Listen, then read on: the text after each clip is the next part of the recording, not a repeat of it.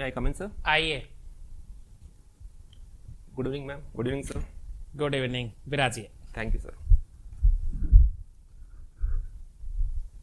आप अभी बैंक में हैं? जी सर।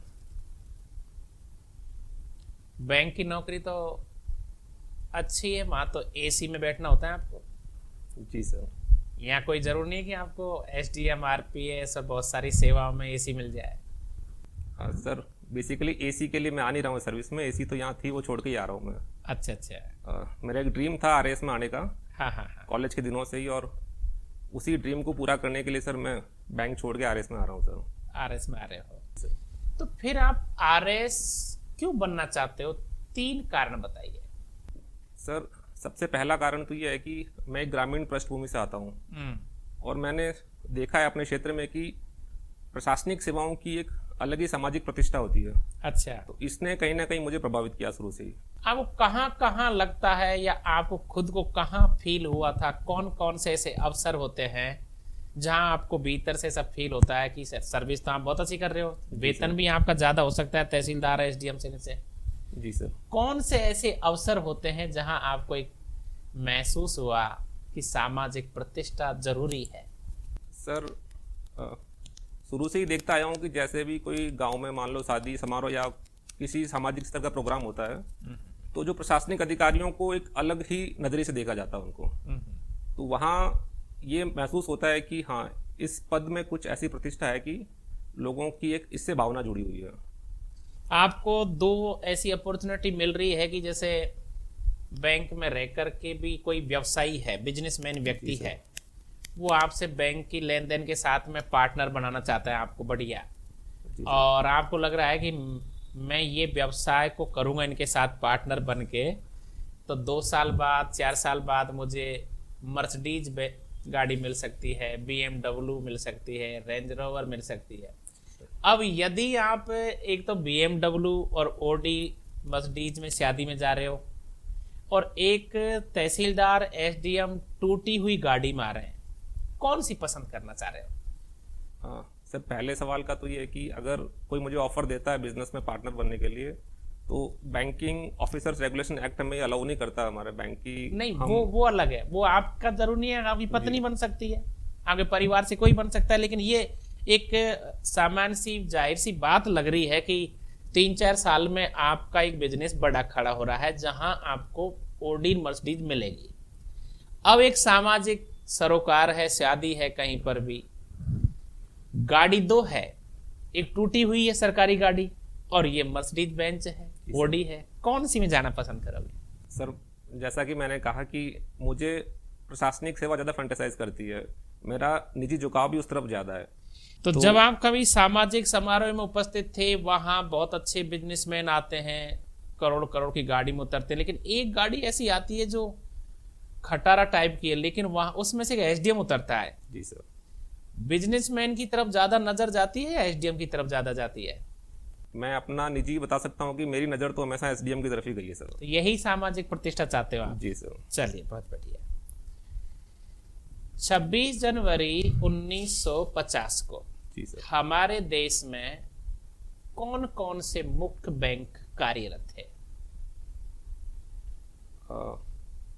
सर, उस संविधान लागू हो गया, देश का शासन जनता के हाथ में आ गया, बैंकिंग प्रणाली तो थी पहले से ही। जी सर। वो बैंक जो उस समय मुख्य भूमिका में थे? सर, उस समय मेरे को याद है इंपीरियल बैंक ऑफ इंडिया वो करता था एक, जिसको अच्छा। बाद में स्टेट बैंक ऑफ इंडिया में उसका नाम चेंज करके स्टेट बैंक ऑफ इंडिया बना दिया गया। तो बैंकों का जो राष्ट्रीयकरण है, जी सर। राष्ट्रीयकरण क्या होता है फिर?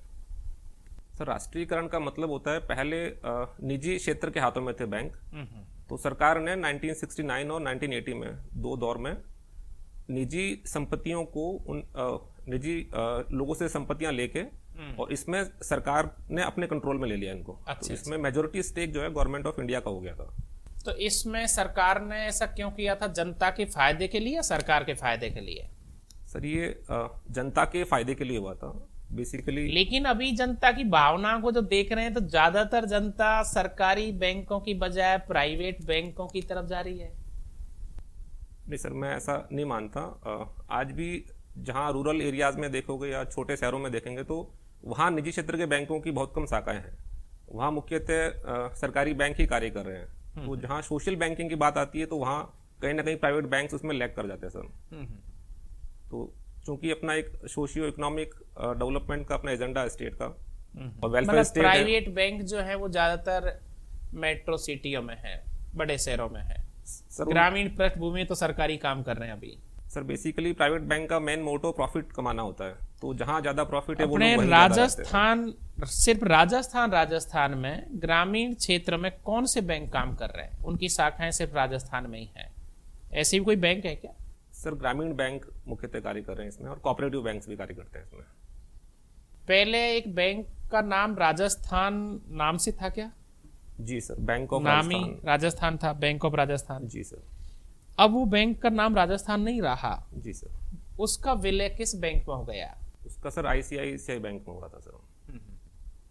रिजर्व बैंक अपनी शक्तियां अपने पास में रखता है। जी सर। कभी कोई बैंक रिजर्व बैंक को भी चुनौती दे देता है क्या? सर चुनौती तो नहीं दे सकता कोई बैंक, क्योंकि रेगुलेटिंग अथॉरिटी है वो रिजर्व बैंक ऑफ इंडिया जैसा बैंक होगी। अच्छा। 2000 का नोटबंदी के समय चला था। जी सर। और अब देखने में आ रहा है कि शायद 2000 का नोट जो है वो उसे बंद करना है। जी सर। क्या तो लाभ था और क्या हानि महसूस हुई है?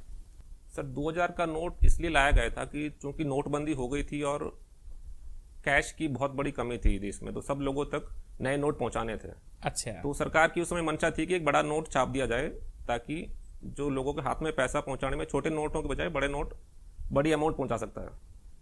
अब सरकार ने देख लिया है कि चूंकि बड़ा नोट 2000 का नोट करप्शन में, और सरकार की शुरू से इच्छा थी कि बड़े नोटों को छोटा किया जाए, जैसे 500 और 100 के नोट रखे जाए। तो अब चूंकि सफिशिएंट कैश अवेलेबल है मार्केट में, तो अब रिजर्व बैंक ऑफ इंडिया धीरे धीरे 2000 के नोट छापने बंद कर रहा है। 2000 का नोट छापने के पीछे सरकार की एक पॉलिसी थी इस तरह की कि पैसा, बड़ी मात्रा में जो पैसा होता है वो छोटी वजन में जल्दी से पहुंच जाए। जी, ये तो एक पॉलिसी हो गई है। जी सर। हरिंदर जी, आप फलोदी की तरफ के रहने वाले हो। जी सर। चूरू और फलोदी में दोनों में क्या समानता है? सर दोनों में गर्मी बहुत ज्यादा पड़ती है सर। और गर्मी पड़ती है या फिर और भी? सर्दी भी दोनों में ज्यादा है सर। तो ऐसा क्या कारण है कि दोनों ही जगह सर्वाधिक गर्मी है और दोनों ही जगह सर्वाधिक सर्दी है? जी सर। सर इसका एक्चुअल रीजन मेरे को पता नहीं है सर। अच्छा, ठीक। कौन से बैंक में आपने काम किया हुआ है? सर मैं यूको बैंक में कार्य कर रहा हूँ। यूको बैंक। जी सर। यूको बैंक ग्रामीण विकास के लिए या विद्यार्थियों की पढ़ाई के लिए जी सर। कोई लोन देती है या कोई उसकी कोई योजना वगैरह है ऐसी? ग्रामीण विकास के लिए बेसिकली सरकार की जो योजनाएं प्रायोजित होती है, वो सारी की सारी योजनाएं यूको बैंक के माध्यम से संचालित हो रही है। जैसे प्रधानमंत्री रोजगार सृजन योजना हो गई, PMAY हो गई, NULM स्कीम हो गई। तो इस तरह से सरकारी योजना जितनी भी है सर, वो ग्रामीण विकास के लिए वो सारी बैंक की योजनाएं यूको बैंक में है। और स्टूडेंट्स के लिए सर एजुकेशन लोन की स्कीम है यूको बैंक के पास में, जिसमें सब्सिडाइज रेट पे लोन दिए जाते हैं स्टूडेंट्स को। और वीकर सेक्शन के स्टूडेंट्स के लिए स्पेशली स्कीम्स है, जिसमें उनको रेट ऑफ इंटरेस्ट में भी रियायत दी जाती है सर।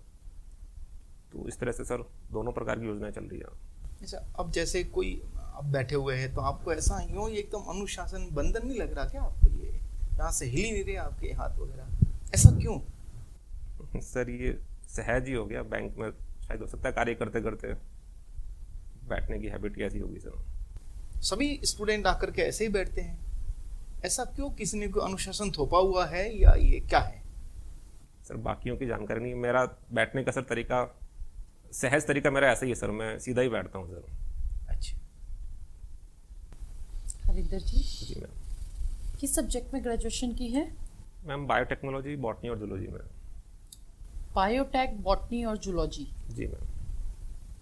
इसमें तो बहुत सारा स्कोप है। बायोटेक में बहुत स्कोप है, जी मैम। बॉटनी में बहुत स्कोप है, जूलॉजी में बहुत। आपने फर्दर वो वाले सब्जेक्ट परस्यू क्यों नहीं की? मैम चूँकि मेरे पास 11th 12th में साइंस बायोलॉजी थी, तो मैंने ग्रेजुएशन में ये सब्जेक्ट रखे थे। लेकिन ओवर द टाइम मैंने देखा कि मेरा इतना इंटरेस्ट इन सब्जेक्ट्स में रहा नहीं। तो ग्रेजुएशन की पढ़ाई के दौरान मैंने महसूस किया कि मेरा इंटरेस्ट चूंकि इस सब्जेक्ट में नहीं है, तो मुझे फर्दर आगे नहीं बढ़ना चाहिए इन चीज़ों में। लाइफ की फिलोसॉफी क्या है आपकी? मैम फिलॉसफी है कि बुरा मत देखो, बुरा मत सुनो और बुरा मत कहो कुछ भी। इसमें बिलीव करते हैं? जी मैम। इसको अपनी लाइफ में कैसे इम्प्लीमेंट करते हैं? क्योंकि ऐसा नहीं है, ये कलयुग चल रहा है, यहाँ चारों तरफ बुराइयां हैं। जी मैम। तो आप एसडीएम हैं, जी मैम। आप अगर इस फिलोसॉफी पे चलेंगे तो किस तरह से चीजों, अगर आप एसडीएम बन जाते हैं या किसी प्रशासनिक पद पर आ जाते हैं, तो आप अपनी इस फिलोसॉफी को कब तक और किस तरीके से आगे परस्यू कर पाएंगे? मैम मेरी फिलॉसफी लिटरल मीनिंग में नहीं है। मेरा इसमें ये रहता है कि चूंकि बुराइयां बहुत सारी है, तो उनमें कुछ पॉजिटिव्स देखे जाने चाहिए, और हर बुराई को अगर पॉजिटिव तरीके से देखा जाए तो उनको बुराइयों को मिटाने के लिए भी रास्ते बन जाते हैं उन चीज़ों से। तो मैं बेसिकली उन बुराइयों से नज़र चुराने के बजाय उन बुराइयों को देख के उनमें अच्छाइयाँ ढूंढने की कोशिश करता हूँ, और उनको फर्दर कैसे इंप्रूव किया जा सकता है। मतलब आप हर नेगेटिव चीज को पॉजिटिव में चेंज करने की कोशिश करेंगे? जी मैम। अच्छा, बायोटेक्नोलॉजी होती क्या है? मैम बायोटेक्नोलॉजी साइंस की एक स्ट्रीम है। इसमें जितने भी लिविंग ऑर्गेनिजम्स होते हैं उनका इस्तेमाल करके उनसे अलग अलग प्रोडक्ट्स बनाए जाते हैं, या नए उन प्रोडक्ट्स में मॉडिफिकेशन किया जाते हैं, ताकि ह्यूमन कंजम्पशन के लिए या इंसान के उपयोग की कुछ चीज़ें बनाई जा सके। डेली लाइफ में ऐसे कौन से 2 प्रोडक्ट हैं जो हम यूज करते हैं जो कि बायोटेक से प्रेरित हैं? मैम पनीर है, दही बनाना है। ये दही में कौन से बैक्टीरिया यूज होते हैं? हम लैक्टोबैसिलस। योगर्ट और दही में क्या डिफरेंस होता है? सॉरी मैम, इसकी जानकारी नहीं। आजकल एक प्रोबायोटिक बहुत ज्यादा नाम सुनने में आता है। प्रोबायोटिक मार्केट में मिलते भी हैं, प्रोबायोटिक सैशेज मिलते हैं जो आपके स्टमक को ठीक रखते हैं। क्या होते हैं ये प्रोबायोटिक्स? हम एग्जैक्ट तो जानकारी नहीं है, बट ये है कि मेटाबॉलिज्म को इम्प्रूव करने के लिए कुछ होता है अंदर में। अगर मैं आपको बोलूं कि आपको आपके जैसा एक क्लोन बनाना है, जी ma'am. You will have to clone yourself, और आप उसमें अपनी मेमोरी और अपना स्किल सेट रख सकते हैं, जी मैम। तो ऐसी कौन सी 3 मेमोरी होंगी और ऐसे कौन से 3 स्किल सेट होंगे जो आप उस क्लोन में रखना चाहेंगे? मेरी पर्सनल मेमोरीज। हाँ, आपको अपना क्लोन बनाना है। क्लोन जी, मतलब आप ना clone, yes, you are from zoology botany, जी मैम। तो आप क्लोन को बहुत अच्छे से जानते होंगे। जी मैम। तो अगर आप अपना एक क्लोन बनाते हैं और उसमें आपकी 3 मेमोरी और आपके 3 स्किल सेट रखने हैं, तो मुझे वो 3 मेमोरी और 3 स्किल सेट बता दीजिए। मेरी पहली मेमोरी तो होगी, मेरा जब बैंक में सिलेक्शन हुआ था तब मेरे परिवार को जो खुशी हुई थी, तो पहली नौकरी थी मेरी, तो एक तो वो रखूँगा मैं। दूसरा मेरी शादी की मेमोरी रखना चाहूँगा उसमें, और तीसरी मेमोरी मेरे पेरेंट्स की जो 25th एनिवर्सरी थी जो मैंने देखी थी, उससे पहले शादी तो मैं देख नहीं पाया था, तो वो प्रोग्राम मैं उसमें रखना चाहूँगा। और स्किल सेट? स्किल्स में चूँकि मैं अपने आप को थोड़ा हार्ड वर्किंग मानता हूँ, तो मैं एक तो वो रखूँगा, हार्ड वर्किंग का स्किल अपना। दूसरा, जैसा मैंने पहले बताया कि मैं हर नेगेटिव चीज़ को पॉजिटिव देखना पसंद करता हूँ, तो दूसरा वो रखूँगा उसमें कि क्लोन में नेगेटिविटी कम से कम हो। और तीसरा पेशेंस। आपने अभी एक चीज बोली कि आपके पेरेंट्स को, फैमिली को सबसे ज्यादा खुशी हुई थी जब आपकी बैंक में जॉब लगी थी, क्योंकि वो पहली जॉब थी। जी। ऐसा बोला जाता है कि जब बच्चा चलना सीखता है तो वो जो पहला कदम उठाता है उसमें जितनी खुशी होती है उतनी खुशी उसके दौड़ देखने में नहीं होती। जी मैम। तो क्या आपके पेरेंट्स को भी जितनी खुशी आपकी पहली नौकरी में प्राप्त हुई थी, क्या इसमें भी वो खुशी प्राप्त होगी उसी तरह की, उतनी ही, अगर आप सिविल सर्विसेज में सेलेक्ट हो जाते हैं? मैम आप सही बता रहे हैं इस मामले में, तो कि जो उस समय की खुशी होती है उसको कंपेयर करना इससे ठीक नहीं होगा। दोनों अलग अलग तरह की भावनाएं होगी। आपकी खुशी किस में ज्यादा होगी, उस टाइम वाली जॉब में या इसमें? मेरी खुशी इस वाली जॉब में ज़्यादा होगी मैम। Thank you. आपकी हॉबी साइकिल है? जी सर। विश्व में कोई ऐसा देश है जहां साइकिल ही साइकिल चलती हो? Sir Europe, eastern European countries में, वेस्टर्न यूरोपियन कंट्रीज़ में मेनली साइकिल ही चलती है सर, जिसमें डेनमार्क एक देश है। हमारे गांव में साइकिल चलाना एक गरीबी का कारण माना जाता है। जी सर। जबकि हम जब शहर में देखते हैं तो यहाँ चीफ सेक्रेटरी से लेकर आईएएस से लेकर मंत्री भी साइकिल चलाते हैं।